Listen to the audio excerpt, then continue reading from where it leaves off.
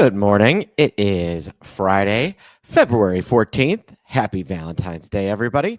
And this is Oshpit Live. I am Mark Sebastian, your only option. I'm joined by Licia J. Leslie, Queen of the Candlesticks, and of course, Andrew T. Giovanazzi, our own Viking of Volatility. Happy Friday, folks. New time, same awesomeness. And let's start with the economic data that hit earlier. Most of it not that interesting. However, retail sales, I don't know if you guys saw how bad they were. Retail sales expected to be down 0.2, was down 0.9%. Wow. X auto expected up 0.3, down 0.4. And the control group was, that was also, worse, way worse than expected. So the numbers for retail sales, this is the first kind of consumer driven number outside of consumer confidence that we've seen that maybe points toward a little bit of softening in the consumer, which would be problematic.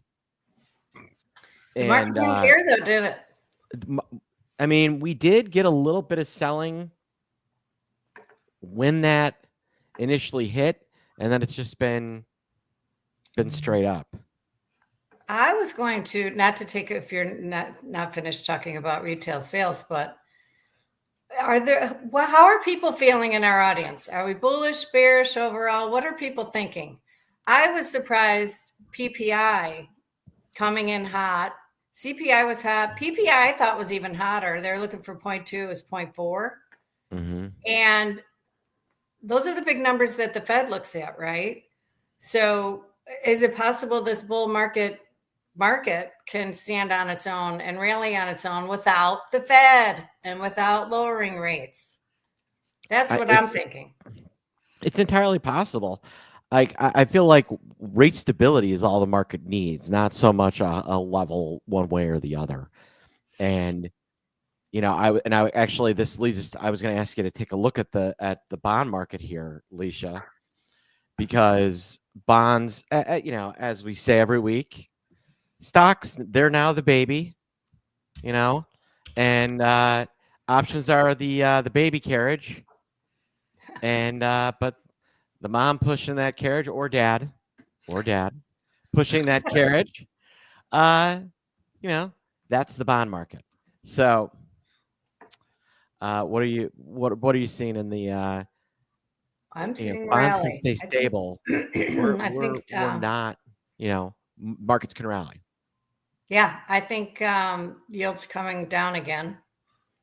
I think TLT will trade 90 again soon.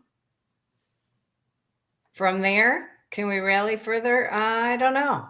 I think we go to 90 and then kind of just hang out there for a while on TLT. I'd like to, I would hope that seems probable. Now, the other thing that was interesting, I thought we might get to 6,100 by the end of the week.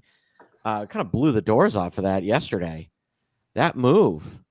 Yeah. I mean, it was stronger than I was expecting. And like you said, out of that PPI number, I thought, hey, we might rally here, but I was not expecting what we got. Yeah, it's very, like I said, I think the market, for so long, it felt like we were relying on the Fed to lower rates, more liquidity.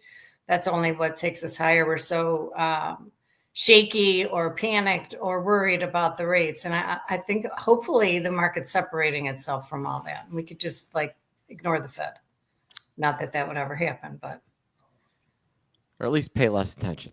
Yeah, we don't need to hear from them all the time. Do we?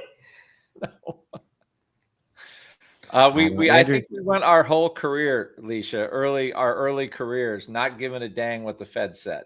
Yeah, well, you could argue strongly they have not helped a whole lot since their active intervention since 2008.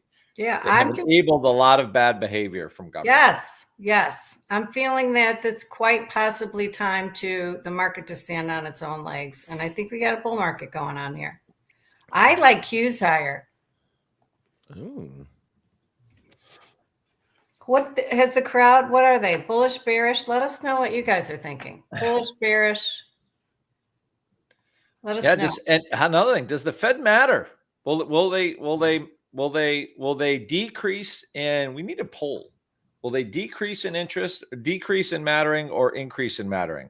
I think overall, a healthier economy means we decrease how much we care about them. Our reliance on them. Yes, exactly. Oh, Ken's a bull. Thanks, Ken.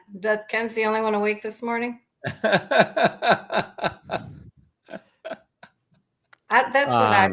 are my thoughts. Yeah.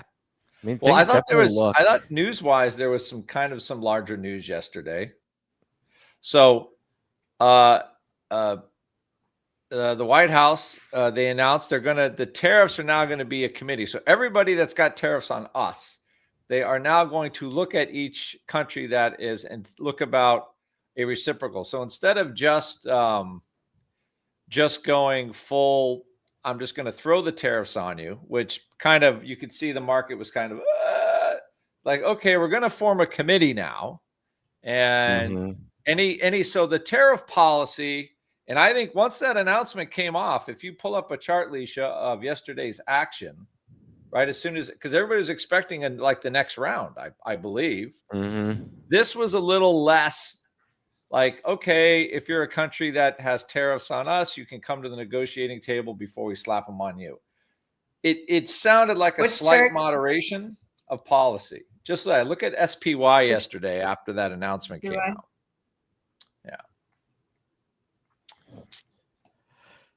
Yeah, it definitely interesting.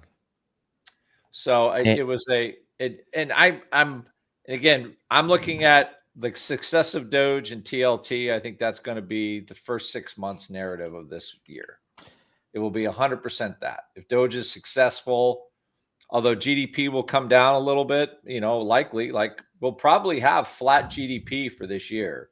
The government stops spending, throwing a bunch of money away. But overall, I think that will be viewed as a positive. Right. Again, the market and the economy can stand on its own. Right. And just no more Fed. No more any of them. Just let it be. So we'll have a see. great economy.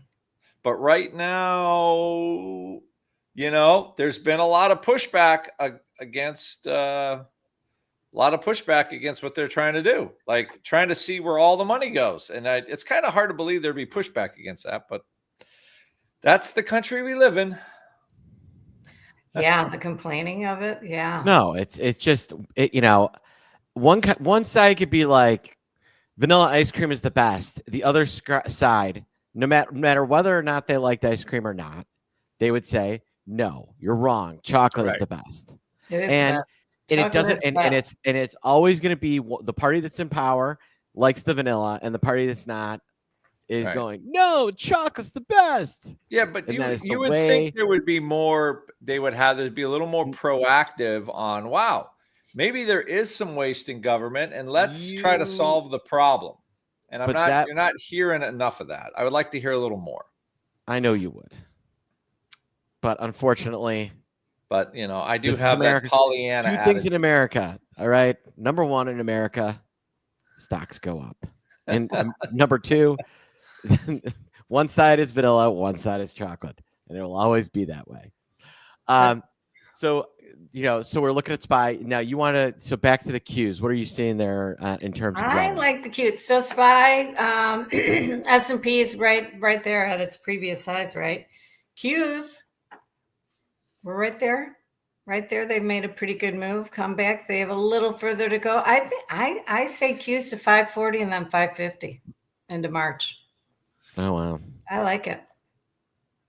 The rule of the pitchfork, you clear that resistance, clear the previous highs. You have an 80% chance of trading to the opposite end of the channel. That's up here at 550. That would be a nice move. Putting Qs on. Yes. That's a very perky move. Yeah. Well, I mean, if you look, I like the sound of it. Over the last, in 2024, everyone was talking about how strong tech was until the last quarter. And really the first month of this year, the Dow had been kind of outperforming the Qs. and SPY was kind of in the middle there, and but SPY was at an all-time high. Diamonds were at an all-time high. Diamonds are the ETF on the Dow. Meanwhile, Q's still not there yet, so you could argue that there is some catch up there. Yeah.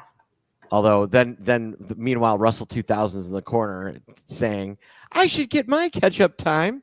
And when's it my everyone turn? in the market says, "You will never get your catch up time, Mister Russell 2000." When's it my turn? I do like the Russell over 227.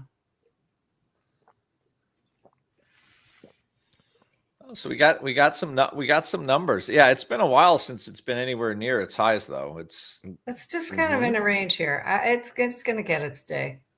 Its day in the sun. MACD's trying to go positive, bullish. It'll catch up. There you go. For some reason, when Licia just said that, it just made me want to go out and buy IWM.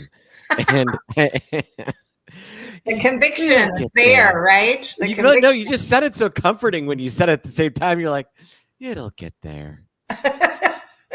Like mom. It'll be okay, honey. like I'm the mom. Like I was the mom closing up in Baltimore.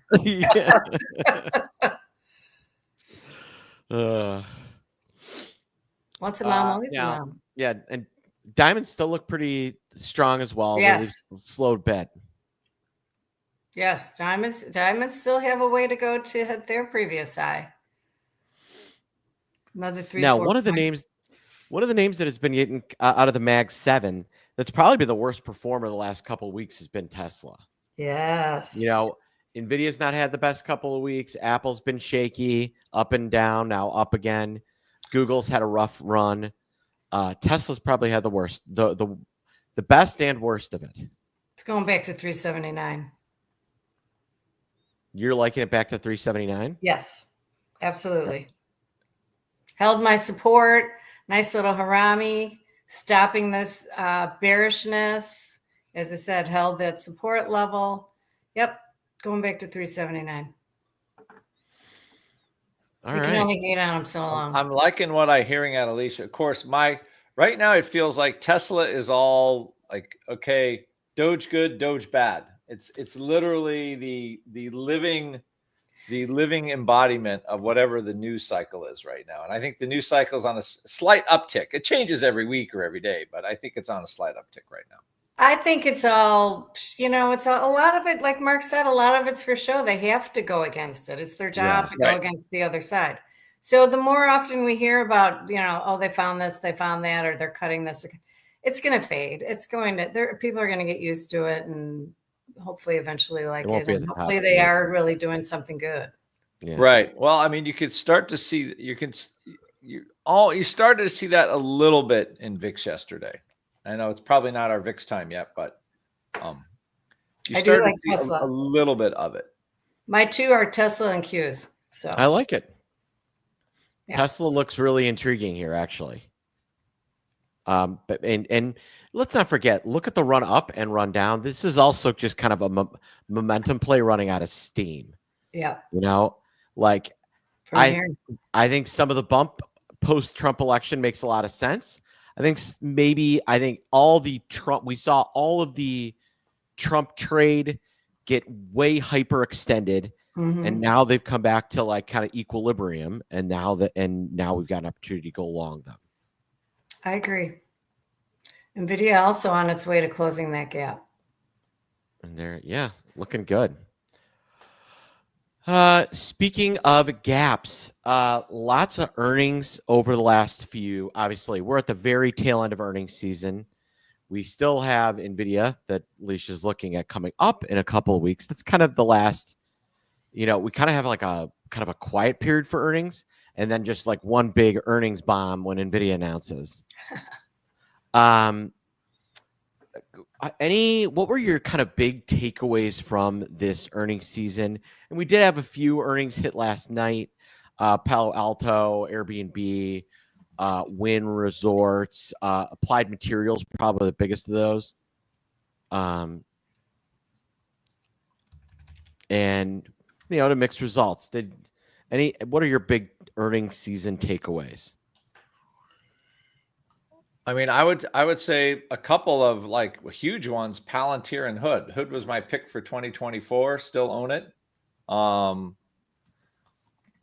Hood's making $1 a share a year, $1 a quarter now. And I don't know how much of that was on coin, but like that thing is almost a 6x from last year. It has had a real run. Palantir 10x. Yeah. Like I was bemoaning not owning any Nvidia, but I own Palantir. Who knew? I actually got rid of most of it this week because you made so I don't much. know why I did. I don't know why I did get rid of it. Just like I just felt $100 and the valuation's insane, but hey, that doesn't mean it can't keep going higher. So somebody's buying a lot of it. Nobody wanted it at 10, but everybody wants it at 110. So yeah. I think most resistance there, Andrew. You'll be able to buy some back. Yeah, it is a little It is overextended, Andrew. I feel like it is. So anyway, so I had my own Nvidia, so I was kind of happy about that. But overall, big tech, the earnings again were good, but the stocks are still like you saying, Mark. They're stocks. The big tech ones were very high. The only one that's the biggest surprise to me, to be honest, was Google. Google actually had real earnings growth, and it was the only one that got shellacked. Again, of the big tech ones, and in the back of my head, I always feel like seem like to be the most vulnerable from AI, just because. Mm-hmm. But again, you gotta recreate all the stuff that they have recreated. It's not just a layup, right? To get everybody to change things. So. Wait for it to trade over 187. It'll go. I thought I thought it could probably bounce back, maybe back to 200, but yeah, I think if we rally, they're gonna go toward that name a little bit.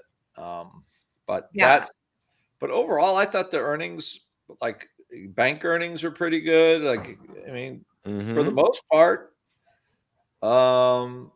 they were pretty good. America makes money. I mean, that's what everybody does, right? Everybody works. Yep. Everybody works. Well, that's what I said. We don't need all those other. We don't need any help. The economy doesn't need any help.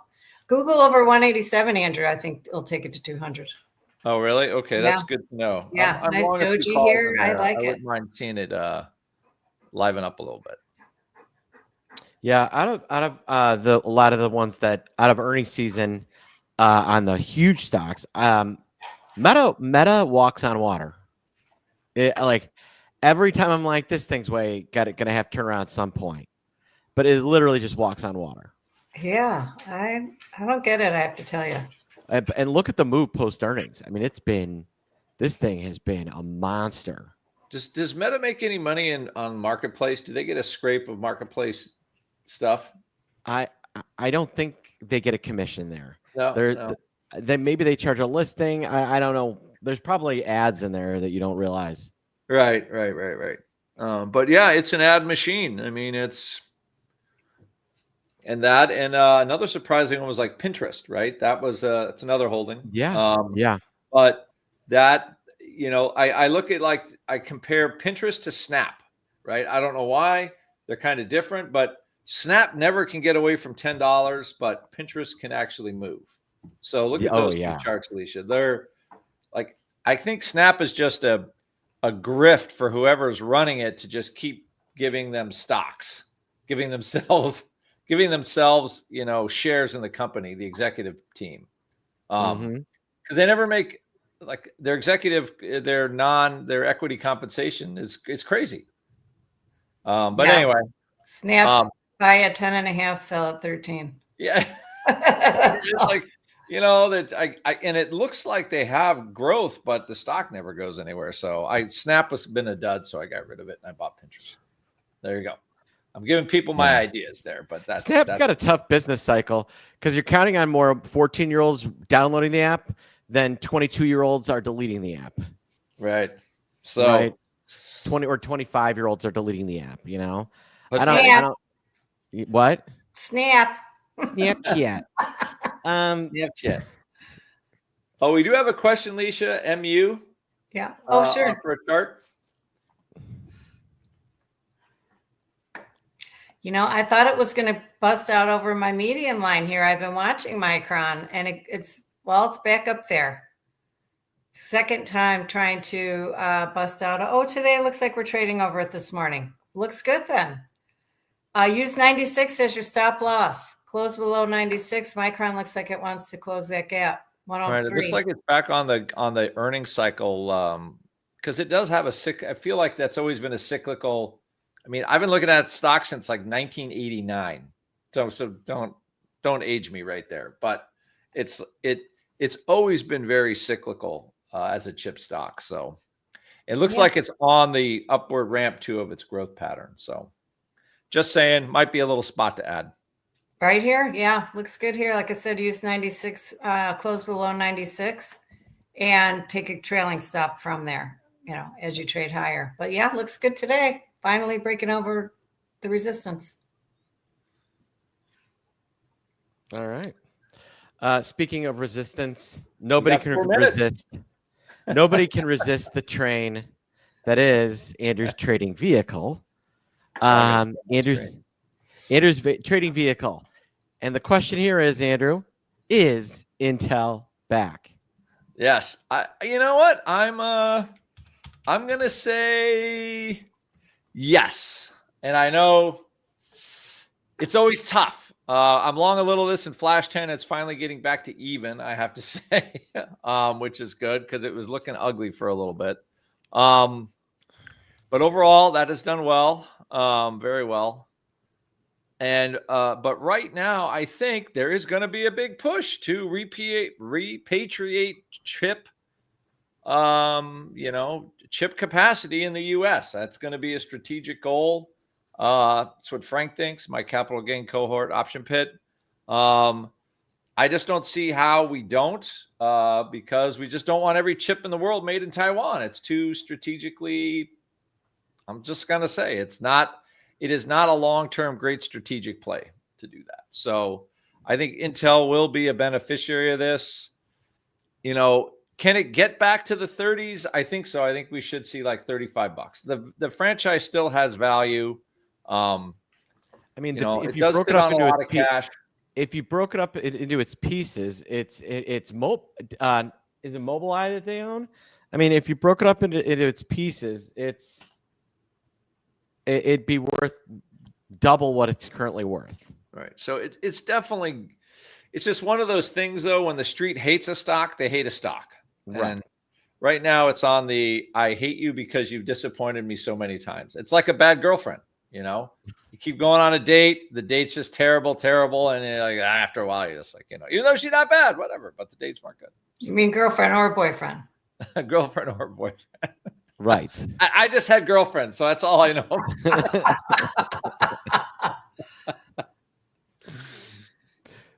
Andrew, you have a question. Does VIX test 14 today? I think we'll see the 14 handle today. Yes, I think we see the 14 handle today. I concur. We got a lot of like pretty steep contango for how high VIX is. Because of all of I think just because of all the intraday volatility we've had, market is not quite ready to let that vol drop. So I think that's been and that's why we have so you're going to see, I think the futures hang a little more and VIX drop a little bit. We got a 3-day weekend. So today mostly will be the weekend coming out. But you could see like a mid 14 because all of a sudden now our news cycle is quiet. And, a lot of the news will be coming out of the White House and the market will react one way or another. So I think that's why it's hard to get. 15 has been the new 12 for the last, Mark, 6 months or so. Yeah. So I don't think that's going away. All right. But well, 14 handle this today. Speaking of, events and market reactions. So, our head of income trading, Hans Albrecht, he noticed a huge trend in the market, and he spotted something that he believes is incredibly important and is something that you need to take advantage of here before the end of this quarter. And because of that, he is going to show you and walk you through his market temperature indicator and why it's so important and how he's about to apply it to up to several stocks that he thinks are going to absolutely explode that maybe aren't on your radar. It's a special situation. So this is your opportunity to see the market temperature indicator and this special development in the market, and join Hans and Hannah and join this special situation. If you want to join the Licia, we've got the link up there, and we'd love to see you. We'd love to see you there. Yeah, very exciting. It's a whole new, literally like a whole new arm of option pit, right? And it's Wednesday? Yeah. I mean, income trading is an incredibly important income option trading. It should be a piece of everybody's pie in their option trading portfolio. And if it's not a piece of yours, this is maybe your first opportunity to kind of see how to add that in. Especially with something great like the market temperature indicator. So click the link and join. All right. Well, my goodness, how time flies. Here we are. The market opened. We are currently trading 61.17.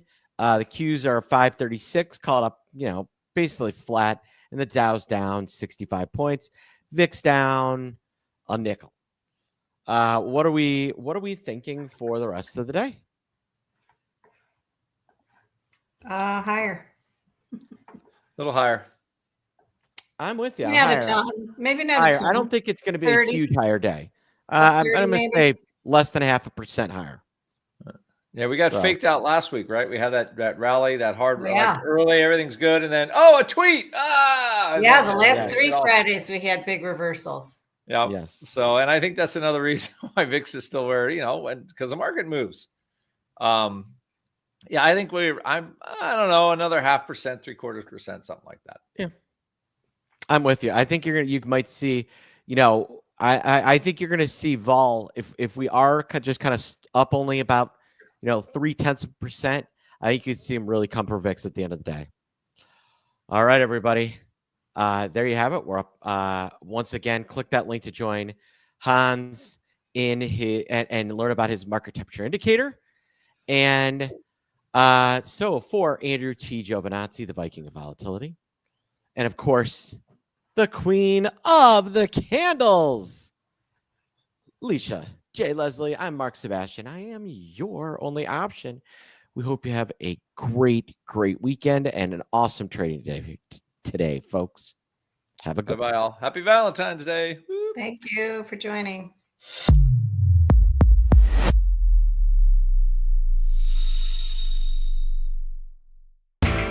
You know how the financial world goes. Here comes the buzzkill. Please make sure to take some time to read this boring disclaimer. We will owe you one.